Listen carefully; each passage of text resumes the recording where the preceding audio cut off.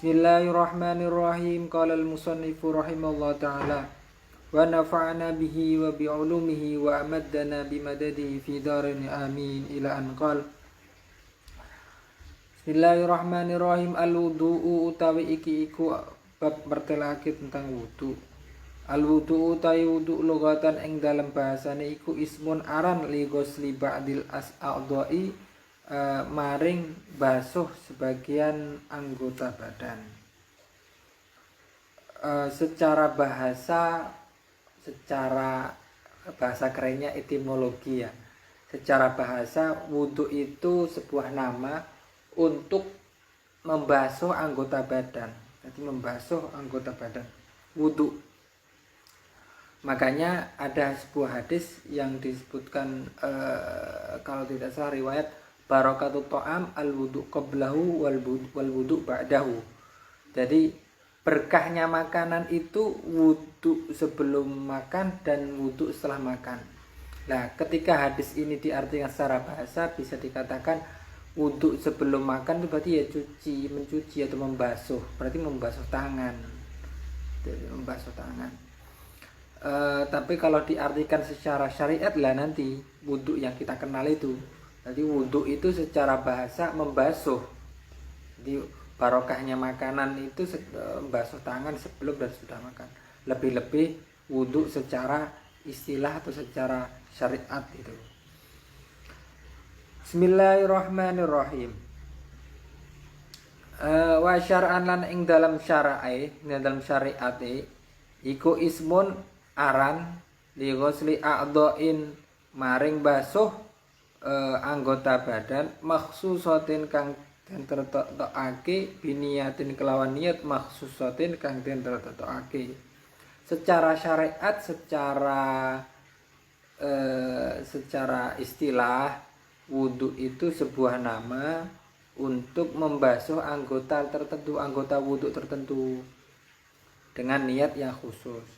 Kenapa? Karena harus dengan niat. Karena niat itu untuk membedakan antara ibadah atau bukan. Untuk membedakan antara ini wudu atau cuci muka, seperti itu.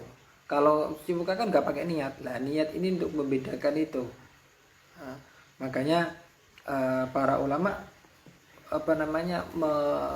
terutama fikih ya, kebanyakan ibadah-ibadah kita kan harus dimulai dengan niat gitu. Dimulai dengan niat. Makanya secara bahasa tadi membasuh. Lah ada sebuah hadis selain membasuh tangan sebelum makan dan minum ya. Sebelum makan. Itu sebuah hadis mengatakan bahwa idza arada ahadukum an yauda ila ahlihi falyatawaddo. Jadi jika kita yang sudah berumah tangga ingin kumpul lagi dengan istrinya untuk berhubungan badan dengan istrinya, hendaknya dia berwudu lah. Berwudu di sini oleh para ulama ada yang menafsirkan atau memaknai wudu seperti biasa kita basuh tangan dan lain sebagainya. Makanya ketika sudah berhubungan badan tapi belum mandi, kemudian pengen nambah ronde, itu disunahkan wudu.